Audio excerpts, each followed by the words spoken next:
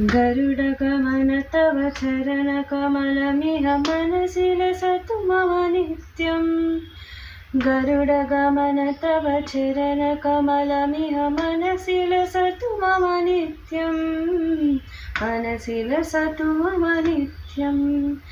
मम तापमपाकुरु देव, मम पापमपाकुरु देव, मम तापमपाकुरु देव, मम पापमपाकुरु देव।